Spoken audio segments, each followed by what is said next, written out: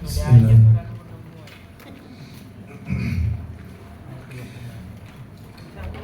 Assalamualaikum warahmatullahi wabarakatuh. Alhamdulillah alladzi bi ni'matihi tatimmus shalihat wa ashhadu an la ilaha illallah wahdahu la syarika lah wa ashhadu anna Muhammadan abduhu wa rasuluh.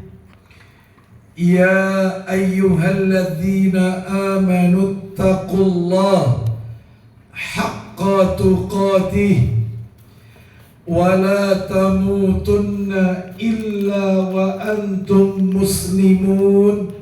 Amma ba'du, fa inna asdaqal hadisi kitabullah wa khairal hadi hadi Muhammadin sallallahu alaihi wasallam wa syarral umuri muhdatsatuha wa kullu muhdatsatin bid'ah wa kullu bid'atin dhalalah wa kullu dhalalatin finnar.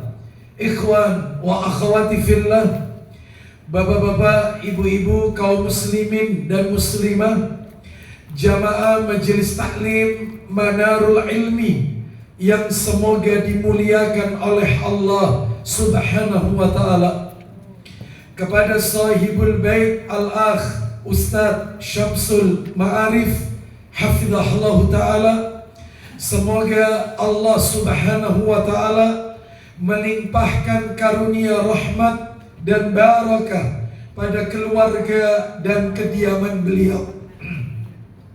Tidak ada kata yang patut kita ucapkan pada malam hari ini selain rasa syukur kita kepada Allah Tabaraka wa ta'ala atas segala karunia nikmat yang telah Allah berikan kepada kita. Salah satu di antara sekian banyak kenikmatan-kenikmatan yang Allah karuniakan kepada kita dan kita rasakan pada malam hari ini adalah Allah Subhanahu wa ta'ala kembali mempertemukan kita di majelis taklim Manarul Ilmi dalam rangka talabul ilmi, menuntut ilmu. Semoga niat kita, langkah kaki perjalanan kita menuju ke majelis ini semuanya tercatat di sisi Allah sebagai pemberat timbangan amal kebajikan kita kelak di yaumil mizan. Lebih dari itu, Bapak Ibu sekalian, Rasulullah sallallahu alaihi wasallam beliau pernah bersabda, "Man salaka tariqan yaltamisu fihi ilman sahalallahu lahu bihi tariqan ilal jannah." Barang siapa yang menempuh jalan untuk mencari ilmu seperti yang Bapak Ibu lakukan pada malam hari ini, maka Allah akan memudahkan baginya jalan menuju surga. Semoga kita semua termasuk di dalamnya. Bapak Ibu kaum muslimin dan muslimah rahimani wa rahimakumullah, malam hari ini tidak memperpanjang muqaddimah, kita akan lanjutkan pembahasan kita. Terakhir kita masih berbicara tentang mafatihur rizq, kunci-kunci rizki. Sebagaimana Rasulullah sallallahu alaihi wasallam beliau pernah bersabda, "Innallaha la yudraku ma indahu illa bi ta'atihi." Atau kama qala Nabi sallallahu alaihi wasallam. Beliau bersabda, sesungguhnya rizki di sisi Allah tidak akan mampu diperoleh kecuali dengan mentaati Allah Azza wa Jalla. Sehingga apabila seseorang itu semakin taat kepada Allah, melakukan amalan-amalan ketaatan kepada Allah, maka Allah akan membukakan pintu-pintu, kunci-kunci rizkinya. Dan di antara amalan-amalan ketaatan yang sudah kita angkat ke permukaan 10 amalan. Yang nomor 10 belum tuntas. Mudah-mudahan Bapak Ibu masih ingat 10 amalan tersebut. Yang pertama, melakukan hijrah. Yang kedua, memperbanyak istighfar dan bertaubat kepada Allah. Yang ketiga, mensyukuri semua nikmat yang Allah berikan kepada kita. Yang keempat, melakukan amalan-amalan saleh, amal-amal kebajikan. Kebajikan yang dimaksud di sini kebajikan menurut Allah dan Rasulnya Sallallahu Alaihi Wasallam. Lalu yang kelima, menunaikan salat serta memerintahkan kepada keluarga untuk mengerjakan salat. Lalu yang keenam, menikah. Yang ketujuh, bekerja keras dan tidak malas. Yang kedelapan, gemar berinfak. Yang kesembilan, bertakwa kepada Allah Azza wa Jalla. Dan yang terakhir, yang ke-10 dan belum tuntas materinya, yang ke-10. Yang ke-10 adalah bertawakal kepada Allah Subhanahu wa ta'ala.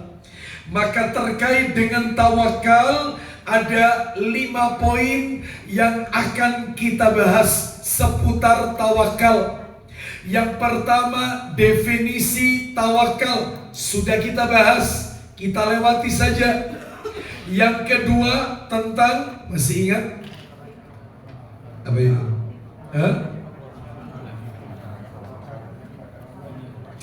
Iya, bertawakal itu hanya kepada Allah Azza wa Jalla. Nah, terus yang ketiga, tawakal, betul ya? Dan yang kelima, lah inilah yang belum kita sentuh. Yang nomor 5. Apakah yang 5? Buah dari tawakal. Orang itu kalau bertawakal kepada Allah, apa yang akan Allah berikan kepada kita? Itu belum kita bahas kan? Baik, sekarang kita masuk, yaitu kita tuntaskan. Setelah itu mudah-mudahan masih ada waktu, kita lanjutkan poin-poin berikutnya. Kunci-kunci rizki, amalan-amalan ketaatan yang lain. Baik, sekarang kita masuk poin kelima dari tawakal, yaitu buah dari tawakal. Keutamaan, fadilah bagi mereka yang bertawakal kepada Allah Subhanahu wa ta'ala. Apakah dia? 1. Keutamaan orang itu kalau memiliki sifat tawakal. Yang pertama adalah dicintai oleh Allah Subhanahu wa ta'ala. Orang itu kalau tawakal, maka dia akan dicintai oleh Allah Azza wa Jalla. Mana dalilnya? Mana dalil yang menunjukkan orang yang bertawakal mendatangkan cintanya Allah Azza wa Jalla? Dalilnya ada di dalam Al-Quran. Suratnya surat yang ketiga, Ali Imran. Surat Ali Imran, ayatnya 159. Kita dengarkan murotalnya, siap dibantu terjemahannya. Ali Imran ayat 159. Intinya ada di akhir ayat. Intinya Allah Ta'ala berfirman, Ali Imran 159.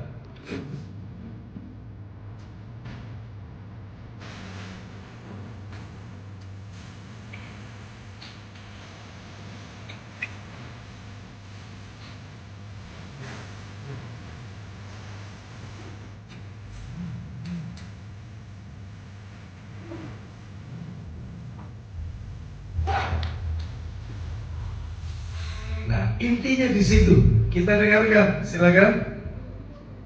Maka disebabkan rahmat dari Allah lah kamu berlaku lemah lembut terhadap mereka. Lanjut. Sekiranya kamu bersikap keras, lagi berhati kasar, Baik. tentulah mereka menjauhkan diri dari sekelilingmu. Baik. Jadi Rasulullah Sallallahu Alaihi Wasallam, beliau ini diberikan apresiasi oleh Allah. Berkat rahmat Allah, engkau Muhammad berlaku lemah lembut terhadap mereka.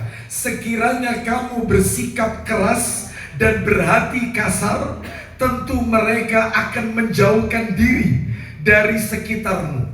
Jadi ini menunjukkan kepada kita salah satu bentuk akhlak yang luhur, akhlak yang mulia yang ada pada diri Rasulullah Sallallahu Alaihi Wasallam. Bapak Ibu harus tahu, Nabi itu tidak pernah beliau itu membalas, Nabi itu tidak pernah marah ketika fisiknya disakiti. Gak pernah marah. Tidak ada dalam sejarah Nabi ketika dilontari batu, ketika Nabi dilempari kotoran onta, ketika Nabi diludahi, lalu kemudian Nabi marah. Tidak pernah. Nabi tidak pernah emosi, Nabi tidak pernah marah ketika menyangkut pribadi fisik beliau. Tidak pernah marah. Tapi ketika agama Allah diacak-acak, marah. Mestinya kita seperti itu mestinya. Marahnya itu ada tempatnya. Marahnya itu marah yang terpuji. Loh, gimana marah terpuji? Marah karena membela agama Allah. Marah dalam rangka membela sunnah Rasul yang diacak-acak. Itu marah. Ayat-ayat Allah diolok-olok, ya, karikaturnya Nabi dibuat, marah mestinya. Tetapi kalau itu menyangkut pribadi kita, gak usah marah, gak usah. Kita tidak diganggu orang, ngamuk. Ya, seperti itu. Jadi Nabi SAW itu marah karena Allah. Contoh, saya tunjukkan marahnya Nabi karena Allah. Di antaranya Nabi Sallallahu Alaihi Wasallam, beliau marah kepada seorang imam yang bacaannya terlalu panjang saat sholat fardu. Jadi Nabi marah sehingga makmumnya sholat sendiri. Jadi ini tidak mengikuti imam. Karena apa? Karena dia seharian sudah bekerja, capek. Ternyata imamnya membaca surat yang sangat panjang. Maka Nabi marah kepada imam tersebut. Apakah engkau akan membuat fitnah di tengah-tengah umat ini? Apabila kau jadi imam, maka ringankan bacaanmu. Karena di antara kalian ada yang tua, ada yang punya uzur kepentingan. Maka jangan memanjangkan bacaan. Berarti marahnya Nabi karena Allah. Nabi pernah mau masuk rumah, gak mau. Ternyata Aisyah keluar dan Aisyah radhiyallahu anhuma sudah melihat raut wajah Nabi gak kayak biasanya. Berarti pertanda marah. Terus Nabi berkata, bantalan-bantalan apa yang ada dalam rumah itu? Ternyata Aisyah itu membelikan bantalan, yang bantalan itu gambar-gambar makhluk bernyawa. Nabi gak mau masuk rumah karena malaikat gak mau masuk ke dalam rumah tersebut. Lalu kata Aisyah radhiyallahu anhuma, kami membelikan bantalan itu sebagai tempat untuk Anda bersandar dan ketika Anda duduk. Ya.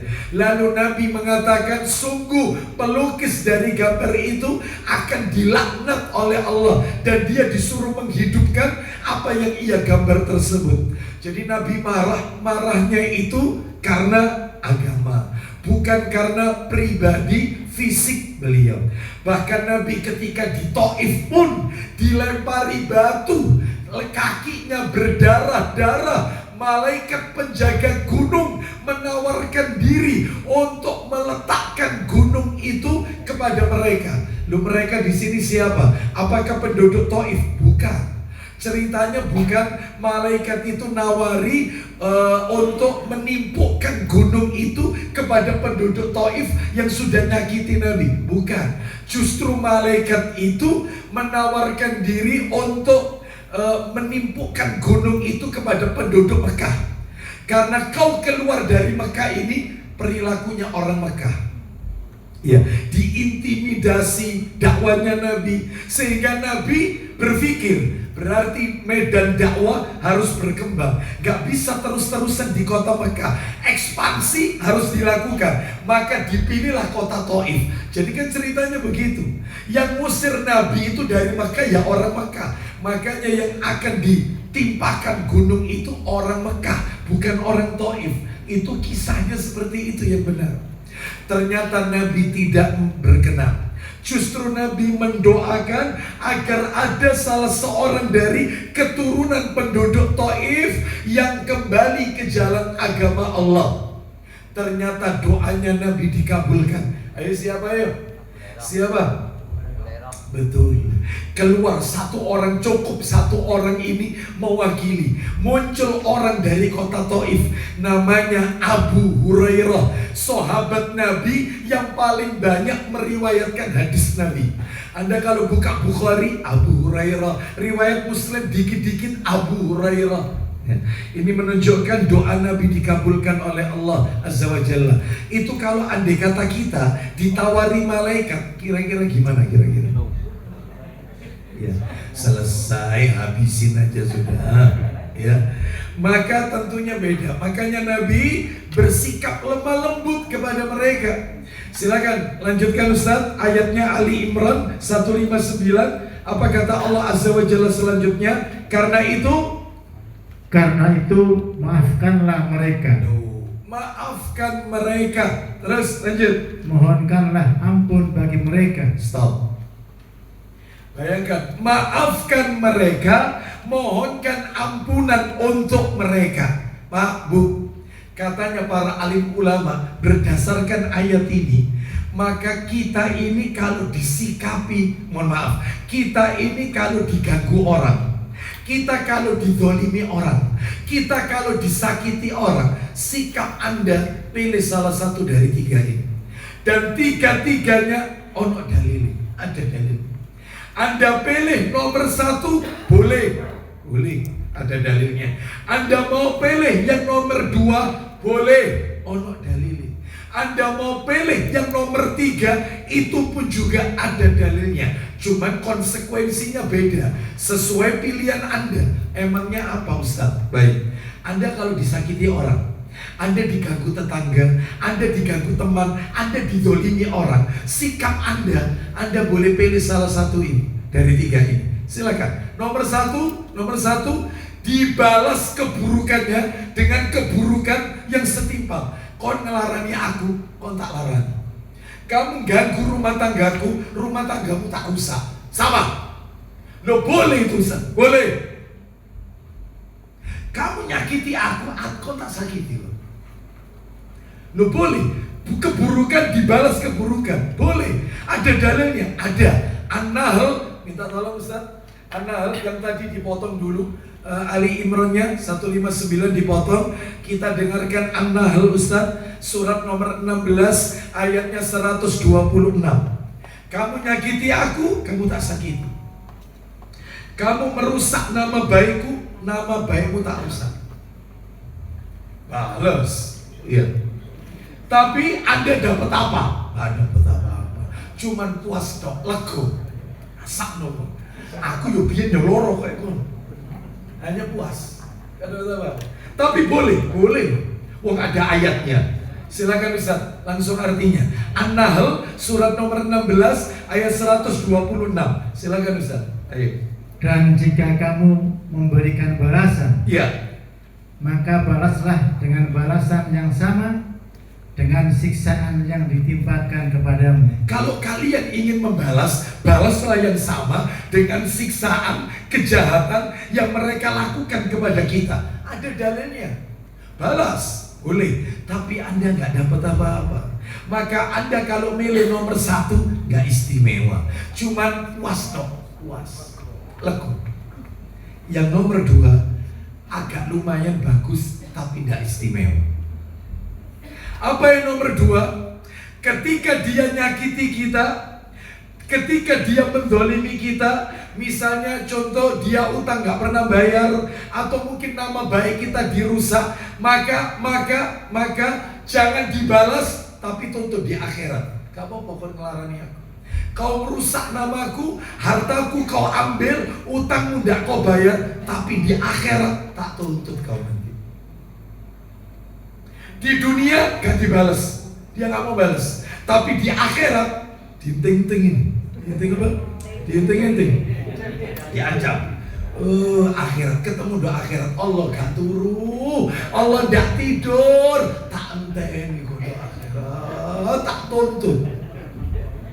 Boleh Ustaz, kalau kita ngambil yang nomor 2, boleh. Dalilnya hadis riwayat Bukhari.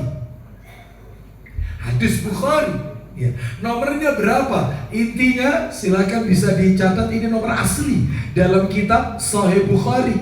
Bukhari nomornya nomor 6.500.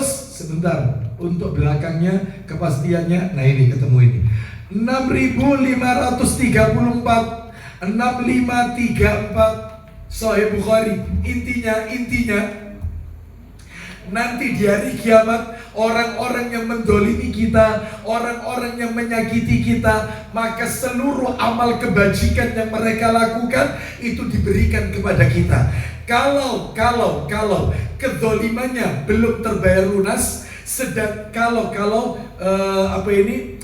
itu belum terbayar, sedangkan amal kebajikannya sudah habis, maka dosa-dosa orang yang dizolimi kita, dosa-dosa kita itu diangkat oleh Allah, diberikan kepada dia. Jadi kalau dia pernah umrohnya diberikan ke kita. Kalau dia pernah baca Quran, dia pernah puasa Senin Kamis, dia pernah sholat Jumat dan seterusnya, diberikan kepada kita. Kalau kedzolimannya masih ada, ternyata kebajikannya sudah habis, maka dosa kita yang diangkat oleh Allah diberikan kepada dia. Gak apa-apa, di dunia aku gak nuntut kamu, ketemu doa akhirat aja. Ya. Kamu pinjam sama aku, janjimu 2 bulan bayar. Ini bukan uang kecil. Ditelepon, di reject. Nomorku diblokir. Tak tagih sudah sulit, sudah jarang kelihatan. Gak apa-apa, tante ini doa akhirat. Berarti dia pilih nomor berapa? Yang istimewa itu milih nomor 3, sesuai ayat yang dibaca oleh Ustadz Samsul tadi. Kembali ke Ali Imran. Apa itu yang ketiga? Nah, kalau kita disakiti orang, ya, itu nggak pilih nomor 2. Ya. Ada nggak istri itu ketika disakiti suami, dia milih nomor 2? Gak apa-apa bang, kau dolimi aku, gak apa-apa. Allah gak turu bang, engkau Allah sih balas. Oh, berarti dinteni ini, ya, diancam ini. Ada istri seperti itu? Oh, tidak ada di sini ya, tidak ada yang ngaku. Ya, lah yang nomor 3, oh istimewa. Berat tapi nomor 3 ini. Apa yang nomor 3? Ketika kita disakiti orang, ketika kita dizolimi orang, maka sikap yang ketiga, di dunia tidak dituntut balas, di akhirat dia tidak nuntut di akhirat. Lah terus apa yang dia lakukan? Malah dia memaafkan, bahkan memohonkan ampunan. Ampuni ya Allah dosanya, berikan dia hidayah ya Allah, maafkan kesalahannya karena dia tidak tahu ya Allah. Dan di akhirat gak nuntut. Istimewa. Di dunia gak bales, di akhirat gak nuntut. Justru di dunia dimaafkan dan didoakan ampunan. Ampuni dosa-dosanya ya Allah, maafkan kesalahannya ya Allah. Apa yang dia lakukan kepadaku dan kepada keluargaku itu karena kejahilannya. Ampuni dosanya ya, berikan kesempatan taubat ya Allah sebelum ajalnya. Ya apa kira-kira bisa nomor 3? Ya. Ya, rata-rata ngambil opsi yang nomor berapa rata-rata? Ya, nomor 2. Ya, ngempet tapi nanti. Akhirat hitungan itu akhirat.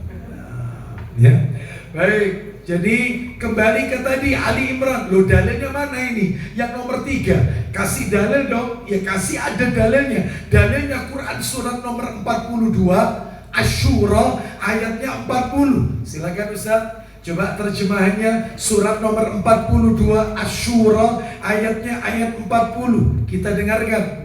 Surat nomor 42 ayatnya 40. Silakan Ustaz. Kita dengarkan terjemahannya.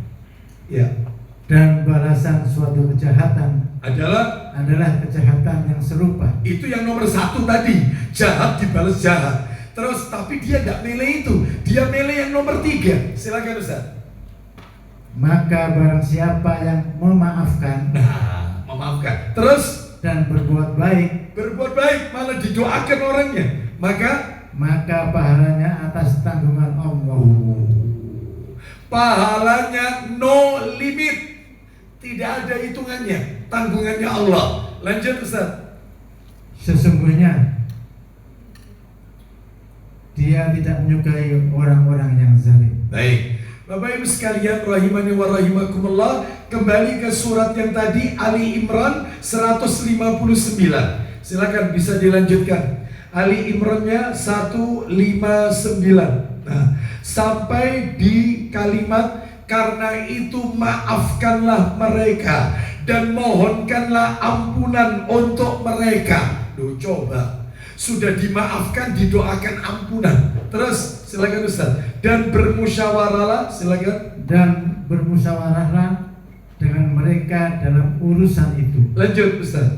Kemudian apabila kamu telah membulatkan tekad, maka bertawakallah kepada Allah. Intinya Ustaz, sesungguhnya Allah menyukai orang-orang yang bertawakal kepadanya. Baik, Allah mencintai orang-orang yang bertawakal kepada Allah. Berarti orang yang tawakal dicintai oleh Allah Subhanahu wa ta'ala. Bapak Ibu tahu, orang itu kalau sudah dicintai oleh Allah, kira-kira apa yang akan Allah berikan? Oh, banyak Bapak Ibu. Saya tunjukkan satu dalil aja. Mudah-mudahan ini mewakili dari sekian banyak dalil. Allah itu kalau sudah mencintai seorang hamba, maka yang akan Allah berikan adalah, saya tunjukkan riwayat Bukhari. Dalam kitab Sahih Bukhari, nomornya Bapak Ibu sekalian, Sahih Bukhari nomornya 6502 6502 dari Abu Hurairah radhiyallahu an. Dia berkata, Rasulullah sallallahu alaihi wasallam bersabda. Saya bacakan langsung aja ya. Apa kata Nabi? Fa idza ahbabtuhu kuntu sam'ahu alladhi yasma'u bihi wa basarahu alladhi yubsiru bihi wa yadahu allati yabtishu biha wa rijlahu allati yamshi biha wa in sa'alani la'u'tiyannahu wa la in ista'adhani la'u'idannahu wa ma taraddadtu an syai'in ana fa'iluhu taraddudi an nafsil mauti an nafsil mu'mini yakrahul mauta wa ana akrahu masa'atahu. Artinya Rasulullah SAW bersabda, Allah Ta'ala berfirman. Berarti ini hadis qudsi ini, hadis qudsi. Apa kata Allah? Apabila aku mencintai hambaku, niscaya aku akan menjaga pandangan matanya, terus pendengarannya, terus aktivitas tangannya, kemudian kedua kakinya yang ia pijakkan. Jadi Allah itu kalau mencintai seorang hamba, maka kita ini akan dituntun oleh Allah untuk melakukan amal-amal yang baik-baik saja. Pandangan matanya hanya untuk yang baik, pendengarannya, tangannya, kakinya, dan dihindarkan dari seluruh maksiat. Belum kelar. Bila ia meminta kepadaku, pasti aku kabulkan. Kalau Allah sudah cinta. Bila ia meminta perlindungan kepadaku, pasti aku lindungi. Aku tidak ragu melakukan sesuatu yang mesti aku lakukan melebihi keraguanku untuk mencabut nyawa seorang mukmin, di mana ia tidak menyukai kematian, sementara aku juga tidak ingin menyakitinya. Artinya Allah itu kalau mencintai seorang hamba, ketika sakaratul maut dibuat enak orang itu, tidak dibuat susah oleh Allah. Ketika nazak, maka kematiannya dibuat enak oleh Allah. Nah, itu. Mudah-mudahan kita termasuk orang-orang yang dicintai oleh Allah Azza wa Jalla. Dan salah satu tips kiat-kiat agar dicintai oleh Allah, bertawakal kepada Allah. Sekarang yang nomor 2, keutamaan buah dari tawakal. Yang nomor 2 adalah, yang kedua, akan mendapatkan pertolongan dari Allah, ditolong oleh Allah. Orang yang bertawakal akan diberikan pertolongan oleh Allah. Tawakal. Mana dalilnya? Dalil nanti bisa dibaca surat Ali Imran ayatnya 160. Satu ayat dari yang tadi. Silakan Ustaz. Ali Imran 160, satu ayat dari yang tadi. Ya. Kita dengarkan ya, Ali Imran ayatnya 160. Allah Ta'ala berfirman,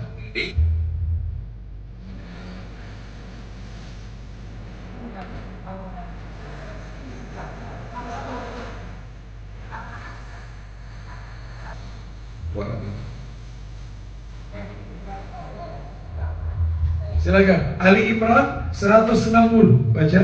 Jika Allah menolong kamu, maka tak adalah orang yang dapat mengalahkan kamu. Tetapi jika Allah membiarkan kamu, terus, atau tidak memberi pertolongan, maka siapakah gerangan yang dapat menolong kamu selain dari Allah sesudah itu? Terus, karena itu, hendaklah kepada Allah saja orang-orang mukmin bertawakal. Nah, berarti dengan kita bertawakal kepada Allah, Allah akan memberikan pertolongan kepada kita. Yang ketiga sekarang, buah dari tawakal. Yang ketiga adalah tanda dari keimanan. Jadi cirinya orang beriman, ya tawakal. Kalau seseorang itu tidak tawakal, maka dia bukan ciri orang yang beriman. Ya. Yang nomor 2 tadi akan mendapat pertolongan dari Allah. Ini sekarang yang ketiga, yaitu tanda keimanan, tanda orang beriman, itu tawakal. Mana dalilnya? Dalil surat nomor 8 ayatnya ayat 2. Insya Allah banyak yang hafal ayat ini. Al-Anfal ayat kedua. Minimal telinga kita, pendengaran kita familiar dengan ayat ini. Al-Anfal ayat 2. Tanda dari keimanan. Orang yang bertawakal itu tanda orang beriman. Al-Anfal ayat 2. Allah berfirman, Innamal mu'minuna alladhina idza dzukirallahu wajilat qulubuhum wa idza tuliyat 'alaihim ayatuhu zadatuhum imana wa idza tuliyat 'alaihim ayatuhu zadatuhum imana wa 'ala rabbihim yatawakkalun.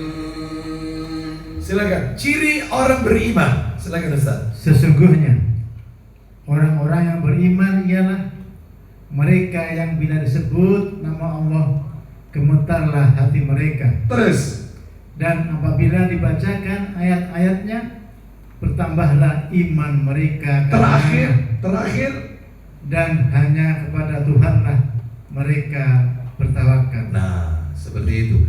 Ciri orang yang beriman. Yang keempat, buah dari tawakal, dijaga dari godaan syaitan. Dijaga dari godaan syaitan. Orang yang bertawakal maka dia tidak akan digoda oleh syaitan. Mana dalilnya? Dalil disebutkan di dalam ayat Al-Quran surat nomor 16 An-Nahl ayatnya 99. Surat yang ke-16 ayat 99. Orang yang bertawakal tidak akan digoda oleh syaitan. Allah berfirman An-Nahl 99. إنه ليس له سلطان على الذين آمنوا وعلى ربهم يتوكلون. Silakan Ustaz, baca. Sesungguhnya setan itu tidak ada kekuasaannya atas orang-orang yang beriman dan bertawakal kepada Allah. Nah, setan tidak kuasa menggoda kita bagi kita yang beriman dan bertawakal kepada Allah. Apalagi ibu-ibu, bapak-bapak sekalian, seringkali kan kita membaca doa ketika kita keluar rumah, Bismillahi tawakkaltu 'alallah, la haula wala quwwata illa billah. Apa katanya Nabi? Waktu itu saya pernah jelaskan, orang yang ketika keluar rumah membaca Bismillahi tawakkaltu, dengan menyebut nama Allah, aku bertawakal kepada Allah, itu akan ada penyeru dari langit yang mengucapkan saat orang itu membaca doa itu, apa seruannya? Faqad hudita wa kufita wa wukita. Orang itu telah diberi hidayah, orang itu rezekinya dicukupi, dan orang itu dihindarkan dari gangguan syaitan. Faqad hudita wa kufita, dicukupi rezekinya, wa wukita, diselamatkan dari syaitan. Makanya orang bertawakal gak mungkin diganggu syaitan. Baik, kita lanjutkan sekarang yang Yang kelima, orang yang bertawakal diberi kecukupan dan kemudahan urusannya. Dicukupi dan dimudahkan urusannya. Orang kalau bertawakal itu diberikan kecukupan oleh Allah dari sisi rezeki dan dimudahkan urusannya. Mana dalilnya? Dalil di dalam Al-Quran, suratnya surat At-Talaq, surat nomor 65, ayatnya ayat 3. Insya Allah Bapak Ibu hafal kok. Minimal ayat ini sering kita dengarkan. Surat At-Talaq, surat 65, ayat 3. Wa may yatawakkal 'alallah fahuwa hasbuh, innallaha balighu amri. Nah, itu ya. Silakan baca surat 65 ayat 3, bagian akhir. Barang siapa yang bertawakal kepada Allah, silakan Ustaz.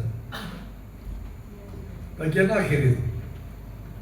Barang siapa bertakwa kepada Allah, Terus niscaya dia akan mengadakan baginya jalan keluar. belum poinnya, lanjut. Dan memberinya rezeki dari arah yang tiada disangka-sangkanya. Terus, Dan barang siapa yang bertawakal kepada Allah, nah ini poinnya, bertawakal maka niscaya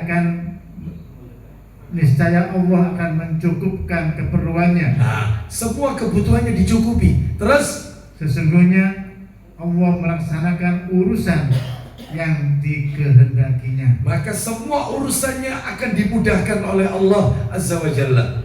Terakhir, yang keenam, buah dari tawakal yang keenam, masuk surga tanpa hisab dan tanpa adab. Luar biasa ini. Orang itu kalau bertawakal kepada Allah, menyerahkan semuanya kepada Allah, maka nanti di akhirat masuk surganya bi ghairi hisab wala adab, tanpa diaudit amalannya, tanpa diperiksa amalannya, dan tidak mendapatkan siksa atau adab. Oh, ini istimewa ini. Ya, cuman jumlahnya terbatas. Mana dalilnya? Dalilnya ditulis saja, saya bacakan hadisnya. Riwayat Bukhari dalam kitab Sahih Bukhari, nomornya 5705. 5705. Saya bacakan aja ya. 5705. Insya Allah kita sering mendengar hadis ini ya. Intinya Rasulullah dari Ibnu Abbas radhiyallahu anhu, dia berkata, Rasulullah sallallahu alaihi wasallam bersabda, uridat alayyal umam, berbagai umat diperlihatkan kepadaku nanti di hari kiamat. Jadi berbagai macam umat diperlihatkan kepadaku. Faja'alan nabiyyu wan nabiyani yamurruna ma'ahumur rahtu wan nabiyyu laisa ma'ahu ahadun. Ternyata ada 1 atau 2 orang nabi mulai lewat dengan sejumlah pengikut. Bahkan ada nabi nanti di hari kiamat ketika dia lewat gak punya pengikut. Jadi ijenan, jalan itu sendirian, di belakang tidak ada pengikutnya. Ada yang ada pengikutnya, ada yang tidak ada pengikutnya. Apakah dakwanya Nabi itu dikategorikan tidak berhasil? Enggak. Berhasilnya dakwah seorang Nabi bukan banyaknya umat, bukan. Buktinya Nabi Nuh alaihissalam berdakwah 950 tahun, punya pengikut berapa orang? Berapa orang? 80, berarti rata-rata setiap 100 tahun yaitu punya 8 atau 9 pengikut. Nah, kita lihat, kita dengarkan. Hatta rufi'a li sawadun azim, hingga akhirnya aku melihat sebuah umat kelompok besar. Ya. Qultu ma hada ummati hadi, aku berkata kepada Allah, apakah mereka ini umatku? Wahai Allah, ini umatku? Kila, dikatakan kepada Nabi nanti di hari kiamat, bal hada Musa wa qaumuhu. Tidak, akan tetapi ini umatnya Musa alaihissalam. Banyak umatnya Nabi Musa. Qila undur ilal ufuk, hai Muhammad, lihatlah di atas ufuk, lihat di atas ufuk. Maka Nabi pun melihat di atas ufuk. Ternyata Bapak Ibu, apa yang terjadi? Ternyata banyak sekali umat manusia yang memenuhi kolong-kolong langit penuh. Ya. Kemudian aku berkata, kemudian dikatakan kepadaku, hadihi ummatuka wa yadkhulul jannata min haula'i sab'una alfan bighairi hisab wala adab. Ini Muhammad umatmu. Yang banyak ini, langit itu penuh dengan umat, ini umatmu. Dan di antara mereka ini ada 70.000 orang yang masuk surga tanpa dihisab, tanpa diadab. Mudah-mudahan kita katutnya di situ. Mudah-mudahan. Terus kemudian setelah Nabi menyampaikan ini, maka Nabi masuk. Sahabat mulai di luar rumah Nabi, mereka bertanya, kayaknya yang 70.000 orang itu adalah mereka yang tanpa hisab, tanpa adab. Ini adalah orang-orang Islam yang tidak menyekutukan Allah. Ada lagi, mereka adalah dari kalangan sahabat. Macam-macam, mereka ramai membicarakan. Gak lama Nabi keluar rumah. Lalu Nabi bersabda, faqala, Nabi bersabda, dirinci sama Nabi. Ciri yang masuk 70.000, kata Nabi, hum alladzina la yastarqun wala yatatayyarun wala yaktawun wa ala rabbihim yatawakkalun. Yatawakkalun, tawakal. Kata Nabi, mereka yang masuk 70.000 itu, satu, mereka orang yang satu, tidak pernah minta diruqyah. Semasa hidupnya dia tidak pernah minta diruqyah. Berarti minta diruqyah itu haram? Enggak haram. Boleh. Kalau sakit, boleh.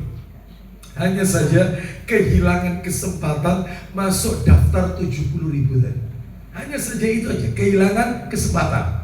Intinya boleh minta diruqyah, tidak haram. Terus yang kedua, wala yatatayyarun, tidak melakukan perbuatan tatoyur, sikap pesimistis, anggapan sial, kejatuhan cicak, pertanda sial, keluar rumah lihat ular, ya, katanya pertanda sial, macam-macam yang kayak begini nih, ya. Terus wala yaktawun, tidak melakukan pengobatan cos besi panas. Jadi dulu di zaman Nabi pengobatan ini pernah dilakukan. Setelah itu dilarang oleh Nabi. Jadi orang kalau terluka, untuk menghentikan racun atau mematikan racunnya supaya pendarahan itu berhenti, itu besi dipanaskan, dinyos ke luka itu, nyos, berhenti. Ya. Nah setelah itu dilarang pengobatan itu. Ustadz, khitan laser, menghilangkan tato pakai laser, apakah itu termasuk pengobatan K? Tidak. K itu murni jos besi panas, murni itu. Baik. Terakhir kata Nabi, ciri yang keempat, wa ala rabbihim yatawakkalun, dan mereka orang yang bertawakal kepada Allah Subhanahu wa ta'ala. Jadi intinya itu. Ustaz, 70.000 itu Ustaz sedikit loh Ustaz.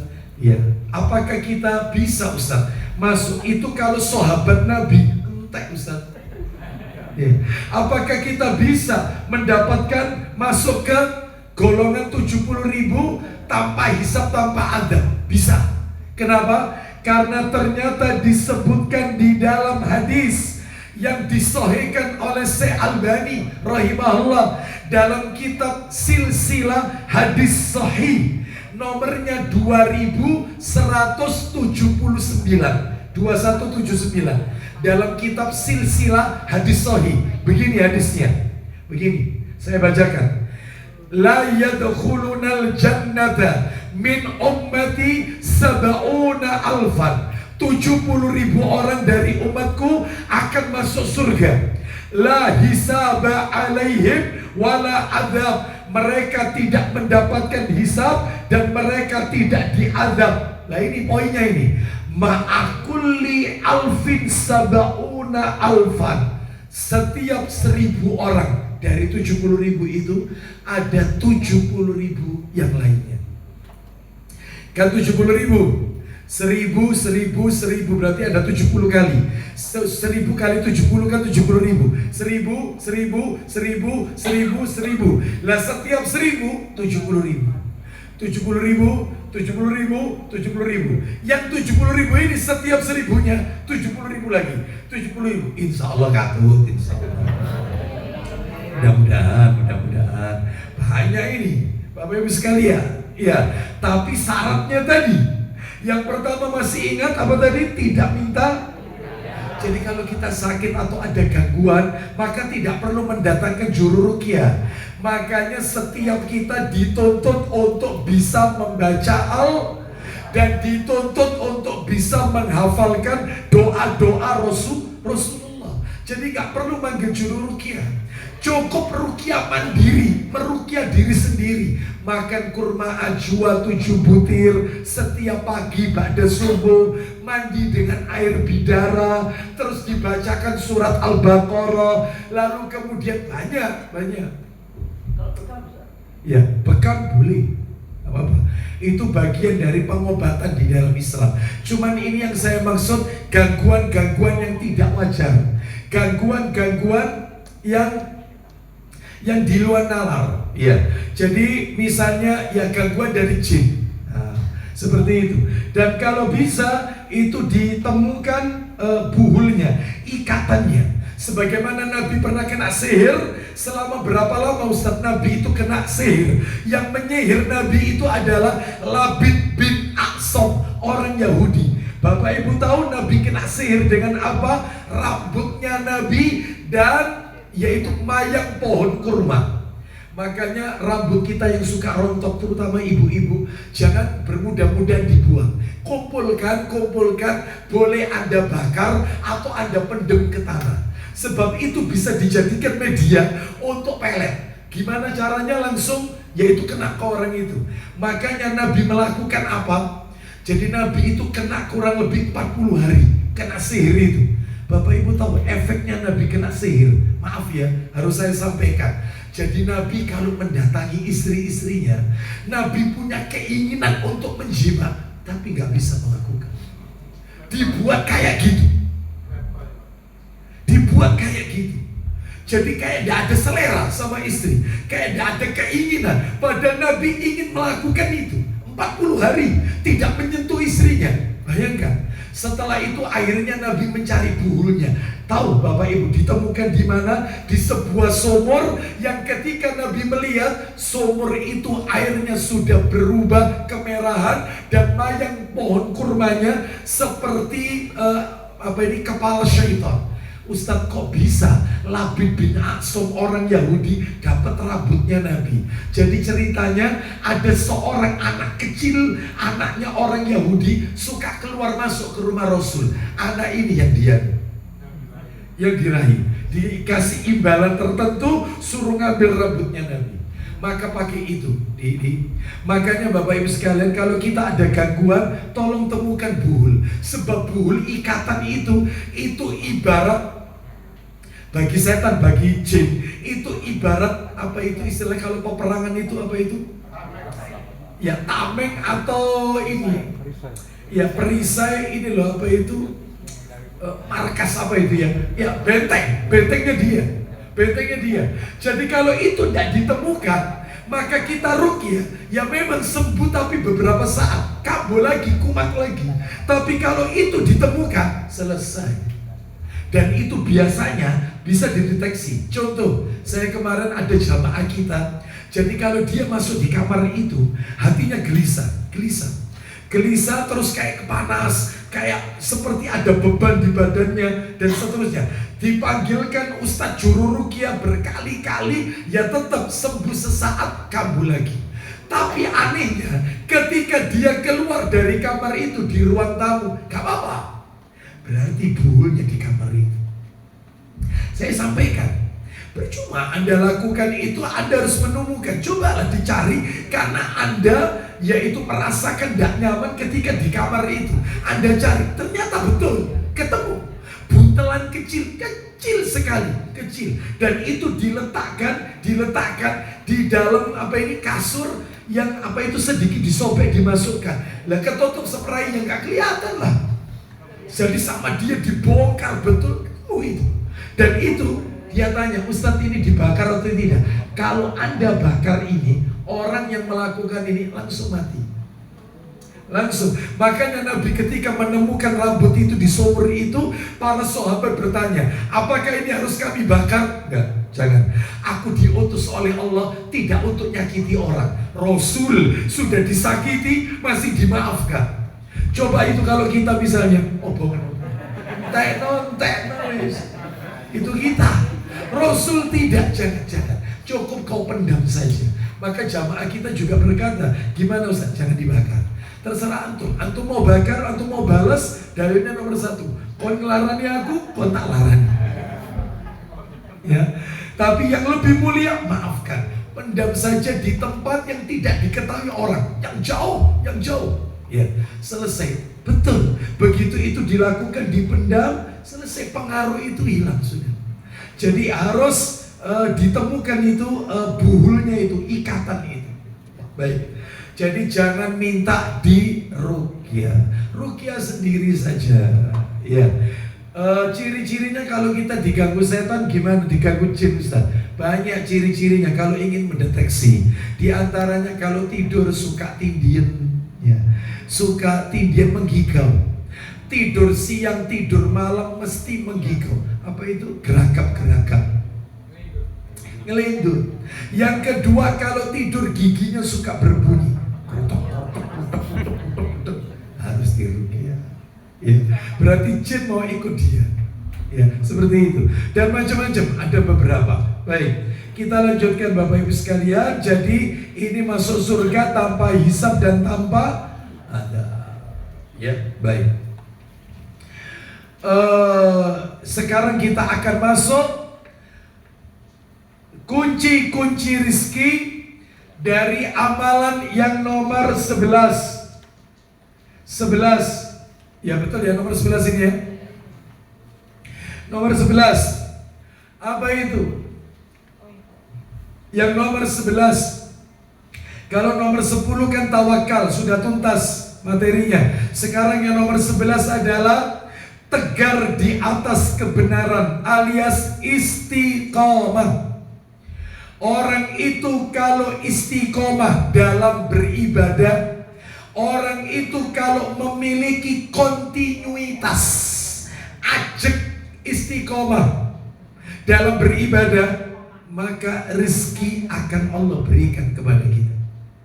Kontinu, ajak, tidak fluktuatif, tidak naik turun, ajak lurus, istiqomah, kontinu, langgeng, maka rezeki akan Allah berikan. Dalilnya di mana? Dalil Quran surat nomor 72, surat Al-Jin. Surat 72 itu surat Al-Jin. Surat Al-Jin. Ayatnya ayat 16. Surat nomor 72, ayatnya ayat 16. Allah Ta'ala berfirman. Kita dengarkan Al-Jin ayat 16. وأن لو استقاموا على الطريقة لأسقيناهم ماء غدقا. Silakan Ustaz. Dan bahwasanya jikalau mereka tetap berjalan lurus di atas jalan itu, Nah, di atas ajaran Islam, jalan lurus istiqomah, niscaya benar-benar kami akan memberi minum kepada mereka air segar atau rezeki yang banyak. Nah, di dalam tafsir Ibnu Katsir yang dimaksud dengan ma'an ghadaqa, air yang cukup, maksudnya rizki yang melimpah. Ya. Orang kalau istiqomah ajak, maka Allah akan berikan yaitu rizkinya. Ustadz, bisa kita istiqomah? Insya Allah. Iya. Pak, Bu, maaf. Kalau ada di luar sana, maaf ya, kalau ada di luar sana, ada sebagian dai atau ustadz atau siapapun yang dalam ceramahnya suka berkata seperti ini. Maaf, Bapak Ibu sekalian, hendaknya kita ini menjadi seorang hamba yang hari ini lebih baik daripada hari kemarin, dan hari esok harus lebih baik daripada hari ini. Tanya sama Ustadz itu, tanya, Anda bisa Ustadz? Tanya ya. Tanya sama dia, Anda bisa Ustadz? Hari ini lebih baik daripada hari kemarin, hari esok harus lebih baik daripada hari ini. Tanya, Anda bisa? Jawabannya adalah, Pak, Bu, mohon maaf, orang itu terkadang dalam istiqomah itu terkadang tidak bisa ajak, nggak bisa. Terkadang naik turun. Ibarat anak kecil belajar jalan, satu saat dia juga akan terjatuh. Seperti itu. Makanya Allah sebutkan dalam Al-Quran, orang kalau belajar istiqomah gak bisa terus kemudian trennya itu naik terus, gak mungkin, mustahil. Makanya tanya sama orang itu, Anda bisa Ustaz? Hari esok lebih baik daripada hari ini? Gak bisa. Pasti satu saat Anda akan terjatuh. Makanya Allah sebutkan dalam Al-Quran. Nih, Anda akan kaget kalau dengar ayatnya. Coba dibuka dalam Al-Quran, suratnya. Ya, suratnya di dalam Al-Quran. Surat yang ke-41, ayatnya 30. Surat 41 ayatnya 30. Ya. Oh, sebentar. Surat 41 ayat 6. Maaf, bukan 30. Surat 41 ayatnya 6. Surat Fusilat ayatnya 6. Suratnya tetap Fusilat, tapi ayat 6. Ayat 6. Kita dengarkan ya ayatnya. Allah Ta'ala berfirman, surat 41 ayat 6. Kita dengarkan. Allah berfirman, Qul innama ana bashar. قل إنما أنا بشر مثلكم يوحى إلي أنما إلهكم إله واحد فاستقيموا إليه واستغفروه. Lihat, ada kalimat di situ lafaz fastaqimu ilaihi wastaghfiruh. Silakan Ustaz, baca terjemahannya. Katakanlah, Ya. bahwasanya aku hanyalah seorang manusia seperti kamu. Terus Diwahyukan kepadaku bahwasanya Rabbmu, Tuhan kamu adalah Tuhan yang Maha Esa. poinnya Ustaz sekarang. Maka tetaplah pada jalan yang lurus. Stop. Maksudnya istiqomah. Maka tetaplah istiqomah pada jalan yang lurus. Lanjut. Menuju kepadanya Dan terakhir. dan mohonlah ampun kepadanya. Nah, ditutup ayat ini dan mohonlah ampun kepada Allah. Kata Al-Hafidz Ibnu Rajab Al-Hambali rahimahullah, beliau mengatakan ayat ini merupakan isyarat bahwasanya seringkali ada kekurangan dalam istiqomah. Ya, yang menutupi kekurangan itu adalah istighfar, meminta ampun. Jadi nggak mungkin orang itu bisa terus aja. Pasti satu saat dia fluktuatif, jatuh lagi. Maka istighfar. Makanya ayatnya setelah perintah istiqomah ditutup mintalah ampun. Ya. Jadi kalau ada orang mengatakan hari ini harus lebih baik daripada kemarin, hari esok harus jauh lebih baik daripada hari ini, Anda bisa. Ya, baik. Oleh karena itu ini yang nomor 11. Nomor 12 sekarang. Amalan yang ke-12 kita tuntaskan malam hari ini. Harapannya tahun depan, ya betul ya, tahun depan ya, kita sudah berganti materi. Yang ke-12, memberi nafkah kepada orang yang sepenuhnya menuntut ilmu syar'i. Saya ulang, memberi nafkah kepada orang yang sepenuhnya menuntut ilmu syar'i. Menuntut ilmu syar'i. Dalilnya di mana? Dalil. Minta tolong Tirmidzi-nya jilid 2 diambilkan. Tirmidzi jilid 2 warna kuning kitabnya. Tirmidzi jilid 2 nomornya 2345. Udah diingat nomornya 2345. Tirmidzi dari Anas bin Malik radhiyallahu anhu, dia berkata, ya silakan Ustaz. Tirmidzi 2345. Nama orang terakhir Anas bin Malik. Ada Ustaz. Ya. Kita dengarkan ya, silakan. Dari Anas bin Malik, ia berkata, Ya, silakan. di masa Rasulullah Nah, terus ada dua orang bersaudara. sambil dibayangin ya, di masa Rasulullah ada dua orang kakak beradik bersaudara ini. Lanjut. Salah seorang di antara mereka Ya, mendatangi Rasulullah, terus. sedangkan yang satunya lagi bekerja. Jadi dua orang ini, yang satu taklim sama Nabi, setiap hari belajar sama Nabi. Yang satunya, saudara satunya kerja. Terus kemudian, Orang yang bekerja itu lalu mengadukan kepada Rasulullah. nah, yang kerja ini komplain sama Rasulullah. Dia berkata, enak dulurku ini, wahai Rasulullah, dia ini sudah tidak kerja, isinya taklim dok. Aku yang cari rezeki, jadi dia makan dari hasil usahaku. Sudah tidak kerja, aku yang kerja, sumbernya dari aku. Dia cuma kerjaannya nuntut ilmu taklim bersama engkau. Apa kata Nabi? Ulang lagi, yang bekerja itu mengadukan. Orang yang bekerja itu lalu mengadukan kepada Rasulullah. Terus apa kata Nabi? Beliau lalu bersabda, La'allaka turzaqu bihi. Silakan. mudah-mudahan kamu diberikan rezeki karena dirinya. Mudah-mudahan kamu ini kerjaanmu dilancarkan oleh Allah, rizkimu dilancarkan, itu karena saudaramu yang nuntut ilmu.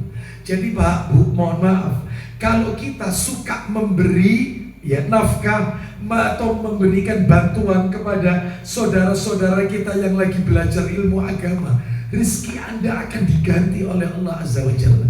Contoh, anak-anak di pondok pesantren itu banyak yang belum bayar SPP, kesulitan untuk bayar. Maka Anda tutup SPP mereka. Mereka pagi, siang, malam ngapalkan Quran. Anda tutup, yaitu kebutuhan mereka, makannya, pakaiannya, SPP-nya, dan seterusnya. Anda di rumah terus pahala itu transfer. Dia ngapalkan murojaah ayat demi ayat. Masya Allah. Bahkan dia keluar ponpes jadi imam sholat. Anda sudah meninggal, transferan pahala tetap mengalir ke kubur Anda terus ya. Tapi ilmu agama ya, ilmu agama iya. Banyak Bapak Ibu sekalian, saya kalau yaitu survei ke beberapa pondok pesantren, banyak sekali mereka-mereka yang dalam kondisi ya memprihatinkan, pakaiannya dan seterusnya, bahkan juga sudah seperti gak keurus seperti itu. Ya saya tanya, kamu ya asalmu dari mana? Ada yang dari Papua, ada yang dari Sumatera, ya Allah. Terus kamu pulangnya? Ya ndak pulang karena ndak ada. Ya kalau liburan tetap di pondok, bantu pondok, karena uang untuk beli tiket kapal kapal atau pesawat nggak ada. Seperti itu. Bahkan SPP itu pun dicarikan donatur oleh pondok pesantrennya. Yang kayak begini tutup kebutuhan mereka. Anda dapat keutamaan, diganti oleh Allah. Ya, baik. Sekarang kita lanjutkan yang ke 13. Sampai berapa ini? Sampai 16. 13 menunaikan haji dan umrah. Mudah-mudahan ditakdir oleh Allah Azza wa Jalla. Menunaikan haji dan umrah, berangkat haji. Bapak Ibu kalau punya kelebihan rezeki, maka jangan pergi kemana-mana kecuali tempat yang diberkahi oleh Allah. Ya, apa itu? Makkah dan Madinah. Berangkat. Jadi kalau kepingin healing, ya healing yang sesungguhnya itu tanah yang dimuliakan oleh Allah Azza wa Jalla, yaitu tanah haram, Makkah dan Madinah. Makkah dan Madinah. Ngapain kemudian berlibur ke Bangkok, Hong Kong? Ngapain nyambangi Jackie Chan? Ya, belajar Wing Chun ngapain? Ya, mending ke Mekah, ya dikumpulkan bekerja untuk yaitu berangkat umroh bersama keluarga. Nah, seperti itu. Ya, bro, mau apa? Seperti ya. Jadi Nabi SAW pernah bersabda, la tushaddur rihal illa ila salasati masajid. Jangan susah-susah melakukan perjalanan jauh kecuali di berapa masjid? 3 masjid. Kata Nabi, 1 masjid hadza, masjidku ini. Di mana itu?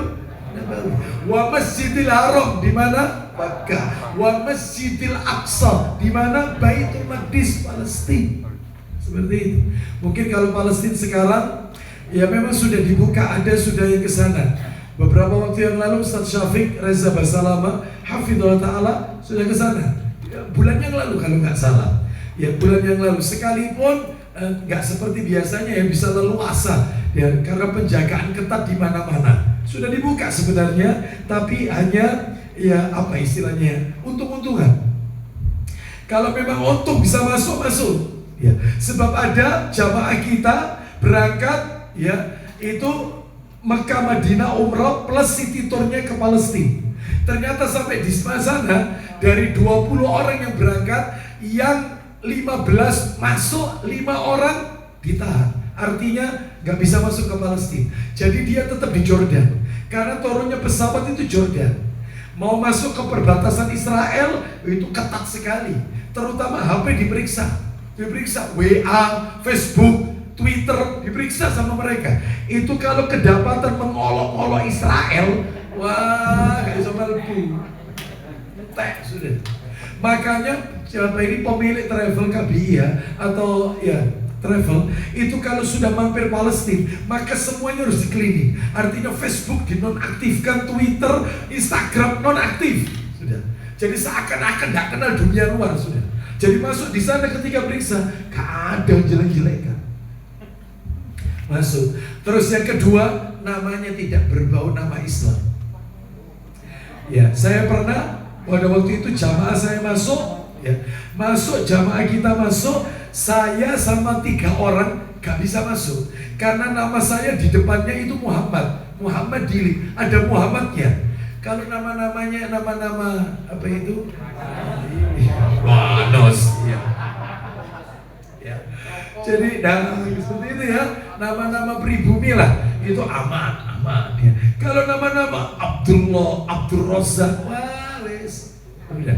Paling tidak harus ditanya dulu, kamu kesini ngapain, tujuanmu apa, dan seterusnya. Berapa hari, hotelmu di mana, tour leadermu siapa namanya, terus kemudian apa yang kamu ketahui tentang Israel dan seterusnya. Oh, ketat sekali, ketat. Dan itu ketika kita lewat untuk paspor, tentara di mana-mana, dan itu mesti senjatanya dikokang, krak. Dan itu bom itu ada di kanan kirinya. Saya pernah ngajak sama keluarga, ya. Katanya putri saya, Pak, iku nek lo situ aja, Pak. Habis ini, Pak. Makanya niat no sahid, niat no sahid. Ya, jangan dilihat, terus istighfar, nunduk saja terus, ya. Nunduk, nggak usah pakai apa pakai takbir, Allahu Akbar. Jangan. Iki lo kursi teh sudah. Niat no sahid aja, niat no sahid. Jadi kalau mau masuk Masjidil Haram mesti dikokang sama dia, ya, seperti itu. Jadi memang untuk nakut-nakuti supaya kita tidak ke masjid. Maksudnya itu. Dan tentara perempuan mereka, wah jahat-jahat. Oleh karena itu kalau kita punya rezeki ke sana, ya, gak apa-apa. Mekah Madinah aman, insya Allah aman. Ya, Mekah Madinah ngapain terus kemudian keliling ke mana negeri-negeri yang lain, Eropa dan seterusnya. Baik. Mudah-mudahan kita diberikan kelapangan rezeki untuk bisa menunaikan haji dan umrah. Dalilnya, ayo minta tolong Sahih Targhib jilid 3 Ustaz. Sahih Targhib wa Tarhib jilid 3, nomornya 1105. 1105.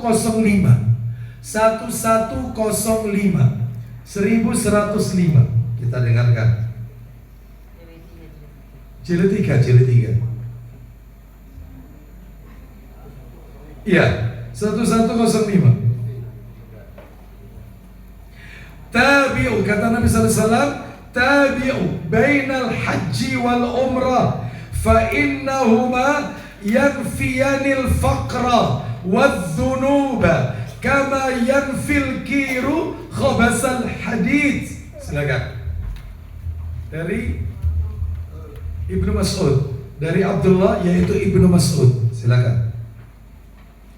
1105. Ya. Dari Abdullah yaitu Ibnu Mas'ud, dia berkata, Ya. Rasulullah SAW bersabda, Isinya, hubungkanlah, jadikanlah saling menyusul antara haji dan umroh. Nah, nggak apa-apa, haji umroh, ya, atau umroh saja nggak apa-apa, berkali-kali boleh. Terus lanjut. Karena keduanya dapat menghapus kefakiran dan dosa-dosa sebagaimana ubupan tukang besi mengikis karat besi, terus emas dan perak. Nah, jadi Bapak Ibu sekalian perhatikan tadi, orang yang menunaikan haji dan umrah bisa menghapus kefakiran. Berarti Allah berikan kekayaan, rizki, kefakirannya dihapus. Gak ada ceritanya orang pulang haji tambah miskin, gak ada. Gak ada ceritanya orang pulang umrah hidupnya tambah terpuruk, gak ada. Rizkinya pasti diganti oleh Allah, ya.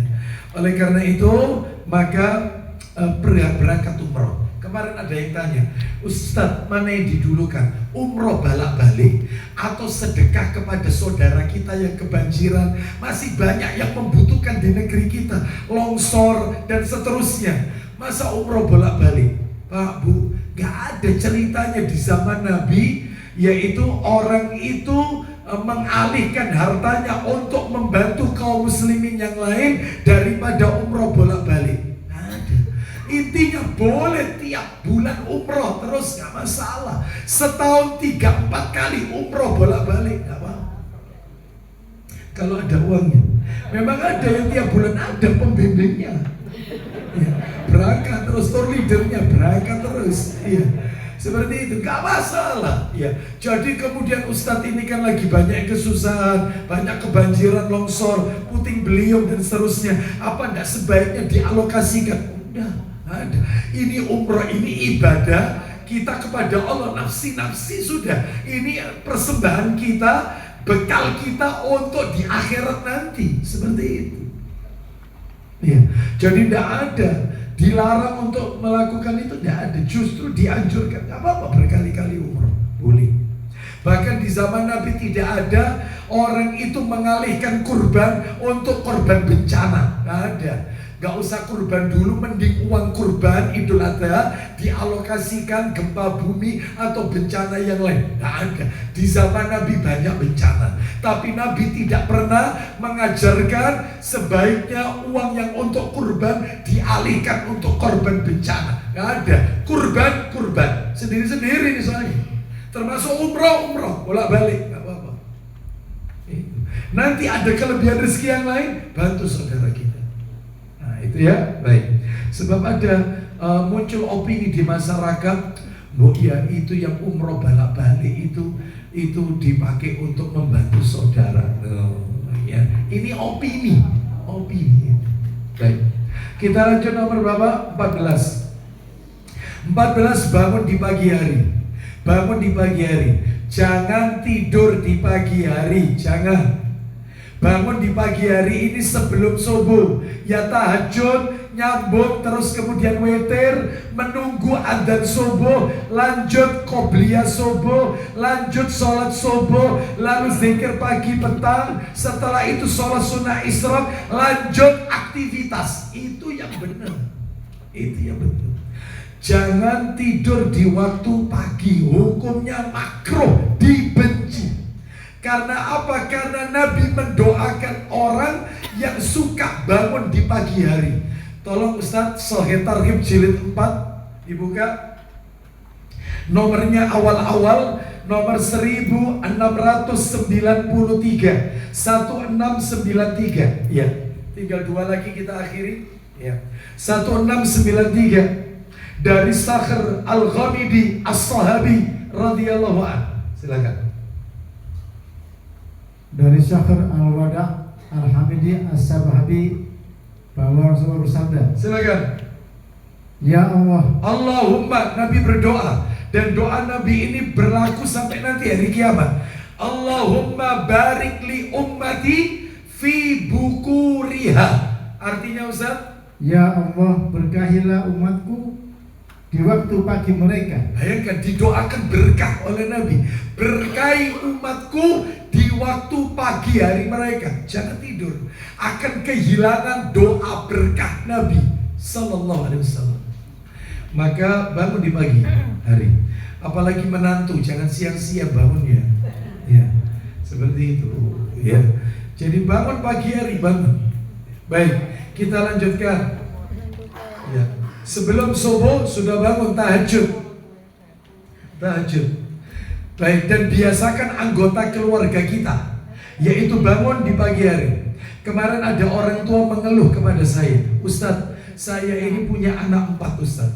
Saya itu pengen salah satu anak saya itu lulusan ponpes, yaitu hafal Quran, ngerti agama. Karena yang 3 ini Ustadz, ya, yang 3 ini sudah tidak tersentuh agama sama sekali. Jadi ya sekolahnya umum, dan alhamdulillah Ustaz, Allah mudahkan sukses memang. Cuman aku ini orang tua pengen Ustaz, karena saya sudah taklim, pengen ada yang doakan, terus pengen yaitu anak saya hafal Quran. Itu kan cita-cita tiap orang tua. Nah terus masalahnya apa Anda? Tapi Ustaz, tak pondokkan ini malah banyak masalah. Yang kemarin minggat dari pondok Ustaz, ya, terus nanti akhirnya ketemu balik lagi, bikin masalah sama temannya tukaran, terus nanti bikin masalah lagi. Pokoknya saya ini terus riwayat. Ya apa Ustaz ya? Ustaz nggak punya tahu wirid zikir apa sing supaya anak ini kerasan di pondok itu loh Ustaz. Supaya kerasan di pondok. Maaf. Sebelum saya sampaikan itu, ya, Anda harus introspeksi. Yang bikin anak itu seperti itu Anda. Maaf, harus saya katakan, loh kok bisa? Saya mau tanya, apakah anak sebelum dipondokkan Anda manja? Oh iya Ustaz, tak manja. Dia minta apa tak belikan, ya itu salahnya. Ketika jam 2 dini hari Anda tidak biasakan anak Anda bangun. Tahajud, meskipun tidak tahajud witir dok, setelah itu jangan tidur, baca Quran, murojaah, baca Quran sampai subuh. Habis subuh ke masjid, sholat subuh di masjid. Habis sholat subuh di masjid, nunggu di masjid, dengarkan taklim sampai subuh. Kalau itu Anda biasakan mulai dini, begitu masuk pondok pesantren, gak kaget. Ternyata kayak di rumah ya, bangun jam 2, terus jam 7 murojaah, terus belajar bahasa Arab, nanti istirahatnya siang, sore murojaah lagi, malam murojaah. Kok kayak di rumah ya? Karena suasana di rumah dikayakan kayak pondok, gak kaget. Anda tidak akan berontak, betul atau tidak? Tapi karena suka dimanja, kalau uang, sampai anak itu dipegangi ATM katanya.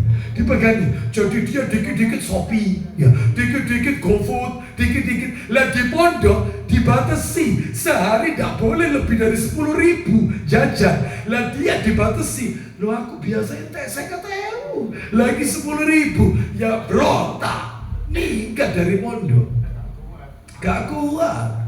Iya, makanya mulai dini sebelum dipondokkan, buat aturan kayak pondok. Buat aturan, kamu tiap hari jajananmu tidak lebih dari 10.000. Dan kamu tiap jam 2 bangun. Orang tuanya juga bangun. Ojo nangin anak dari turun. Jangan bangun, murojaah. Iya, baca Quran, ditungguin sama orang tua.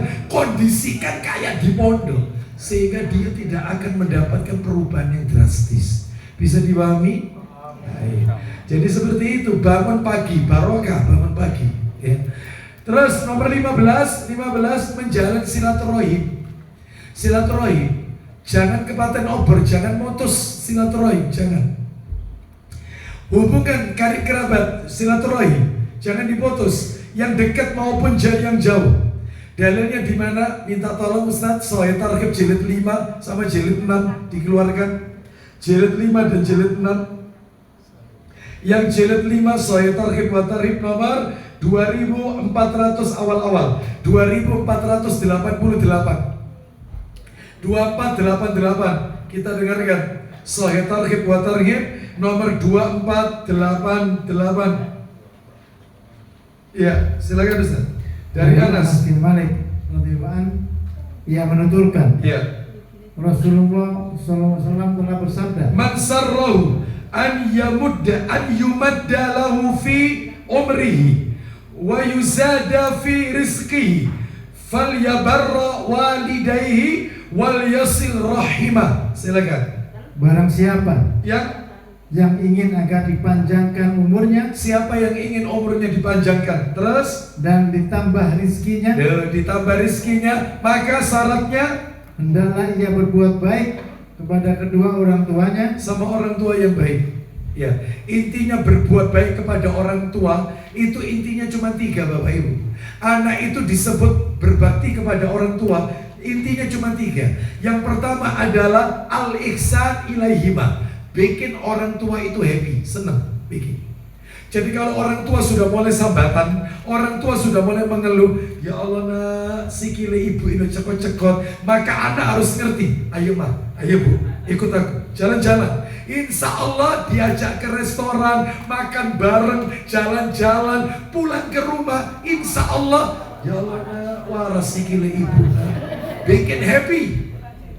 Itu satu. Yang kedua, jangan sakiti hatinya dengan kata-kata 3. Kata-kata kita, jangan sakiti. Contoh di telepon, maka berikan perhatian lebih. Assalamualaikum bu, iya bu, iya. Kenapa bu? Ini ndak anak sekarang. Ya, kalau di telepon temennya, Assalamualaikum, ya apa mereka bari? Ya apa? Malam mingguannya apa? Begitu mamanya yang telepon, papa yang telepon, Assalamualaikum. Apa bu? Telepon bu, telepon oh bu. Iyo.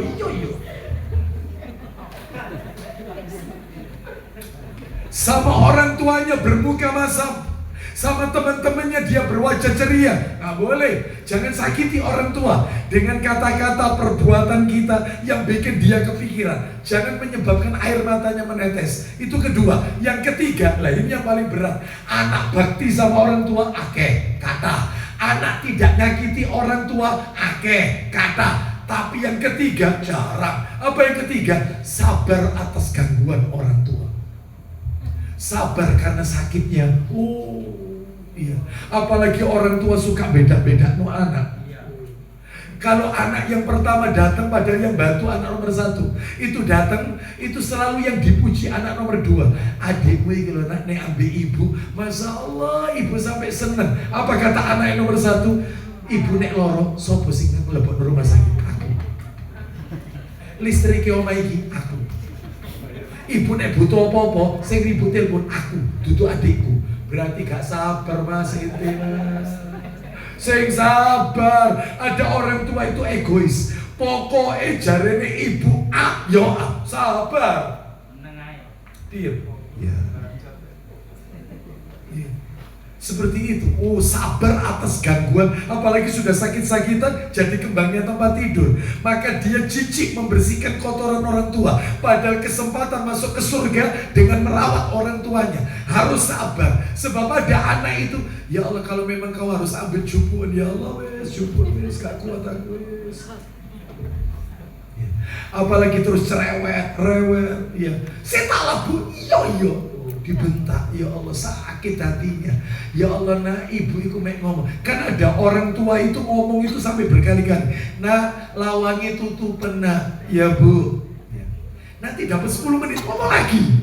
Wes kon tutup anak lawangi. Ada ndak orang tua kayak gini? Wes kon tutup anak. Iya bu, iya tak tutup bu. Nanti dapat 15 menit. Ojo lali lo nak tutupan. Iya bu.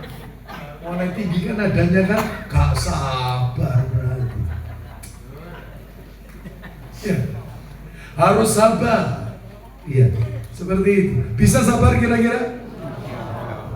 Apalagi orang tua tambah usianya, lanjut usia, baperan, tersinggungan. Harus sabar. Surganya di situ, soalnya. Apalagi sama mertua sing cerewet. Wahat, junya panjang, wahat, cerewet ceriwis. Ya, lu kok dintek? Makanya ada menantu itu, ya Allah Ustaz, saya itu gak kuat ikut mertua Ustaz. Suami saya itu sebenarnya orang kaya Ustaz, belikan saya rumah itu mampu sebenarnya. Mampu, cuman karena dia anak semata wayang, maka dia minta saya untuk nunggui ibunya. Karena apa? Kalau ditinggal kasihan sendirian. Tapi Ustaz, saya kehilangan privasi. Titik kok dikomen Ustaz. Masa titik apa dikomen? Nyapu titik dikomen. Makanya tiap pagi Ustaz tak kayak CTM ini Ustaz. Jadi tidur terus. Pakai obat gatal ini. Ya turun terus ini. Ya Allah, gak boleh sabar. Itu adalah surga Anda. Berbahagialah yang punya mertua cerewet. Berbahagialah ladang amal antum. Ya, mertua dan orang tua. Ya, baik. Apalagi mertuanya lebih dari 1. Masya Allah. Oh, sabarnya level tinggi. Ya. Baik. Kita lanjutkan. Ya, nomor berapa terakhir? 16. Oh belum. Tadi berbakti sama orang tua. Terus Ustaz, yang nomor 15 tadi, lanjutannya tadi saya target suruh bakti kalau kepingin umurnya panjang, rizkinya dilapangkan, suruh bakti sama orang tua dan Ustaz silakan. Dan menjalin hubungan dengan kerabatnya. Nah, silaturahim ya. Terakhir nomor 16 penutup. Yang nomor 16 ya, amalan-amalan yang bisa mendatangkan rezeki adalah meluangkan waktu hanya untuk beribadah kepada Allah. Waktunya hanya untuk Allah. Habis taklim pulang ke rumah kan, Anda belum ngantuk. Ya, apalagi kena penyakit apa itu? Insomnia, sulit tidur malam. Maka pakai baca Quran. Daripada nonton bola begadang lihat televisi gak jelas, Maka pakai baca surat Al-Kahfi, pakai untuk berdoa ini malam Jumat, perbanyak baca sholawat. Seperti itu. Terus ibadah. Ya, tidak ada satupun waktunya kecuali untuk Allah Azza wa Jalla. Nyetir mobil tetap ibadah, zikir. Daripada di mobil lihat helmnya orang, lihat jaketnya orang, terus dengarkan musik, ngelamun dan percuma, gak ada manfaat. Pakai zikir, pakai baca Quran. Lampu merah berhenti, baca Quran. Baca Quran. Insya Allah manfaatnya lebih banyak. Seperti itu. Ya. Baik, mana dalilnya? Dalil Sahih Targhib wa Tarhib jilid 6, nomornya 3165, 3165. Ya, dalil ini dibaca, kita akhiri, tutup sudah. 3165 jilid 6, 3165. Sahih Targhib wa Tarhib 3165. Baca Ustaz.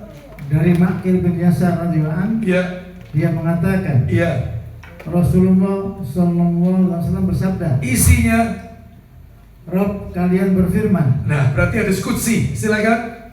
Wahai Bani Adam, berkonsentrasilah untuk beribadah kepadaku.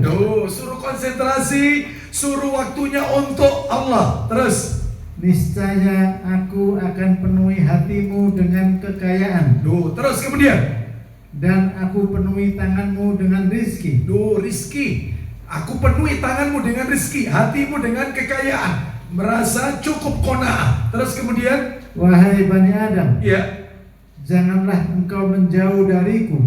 Jangan. Waktunya jangan dihabiskan untuk selain dari jalan Allah. Terus, karena jika demikian, maka niscaya aku akan penuhi hatimu dengan kefakiran. Fakir. Terus terakhir, dan aku penuhi tanganmu dengan kesibukan. Nah, terus akhirnya nggak sempat ke masjid, bahkan dalam sehari nggak sempat sholat 2 rakaat. Bayangkan betapa ruginya. Oleh karena itu Allah berfirman, faida faraghta fansab wa ila rabbika farghab. Apabila kalian telah menyelesaikan satu urusan ibadah, kerjakan urusan ibadah berikutnya. Kita diciptakan oleh Allah, tujuannya untuk apa? Wa ma khalaqtul jinna wal insa illa liya'budun. Untuk ibadah, jangan untuk yang lain. Percuma main skak, main catur, nggak ada manfaatnya. Main ular tangga, nggak ada manfaatnya. Main monopoli, nggak ada manfaatnya. Main game, nggak ada manfaatnya. Duduk di warkop dan nggak ada manfaatnya. Mending duduk di majelis ilmu. Jalan-jalan nanti ini libur panjang, mending jalan-jalan ke taman surga. Mana taman surga? Manarul ilmi. Daripada taman Bongkol, apalagi taman safari, gak ada manfaat. Ya seperti itu. Mending taman surga. Wallahu a'lam bishawab. Demikian yang bisa kami sampaikan. Semoga menjadi tambahan ilmu yang manfaat. Mudah-mudahan Allah memudahkan kita untuk melakukan amalan-amalan ketaatan kepada Allah Subhanahu wa taala, sehingga Allah wafatkan kita dalam keadaan husnul khatimah. Semoga tidak hanya di dunia saja Allah mempertemukan kita, tapi sampai di surga Allah Subhanahu wa taala. Bapak Ibu sekalian, nampaknya tahun depan Kamis ketiga Januari, Kamis ketiga, saya itu tanggal 10 sampai tanggal 25 Safar. 10 sampai 25 Januari saya safar. Maka kalau itu Kamis ketiga masuk di antara tanggal itu, saya uzur. Tapi kalau memang mau dilokir sama ustadz yang lain Kamis pertama, insya Allah bisa, insya Allah. Kalau memang bisa dilukir, kalau tidak berarti ketemu Februari nanti, insya Allah. Ya, baik, kita tutup. Semoga Allah meridhoi amal ibadah kita. Wassallallahu ala nabiyyina wa ala alihi washabihi wasallam. Subhanakallahumma wa bihamdika asyhadu an la ilaha illa anta astaghfiruka wa atubu ilaik. Wa akhiru da'wana anil hamdulillahi rabbil alamin. Assalamualaikum warahmatullahi wabarakatuh.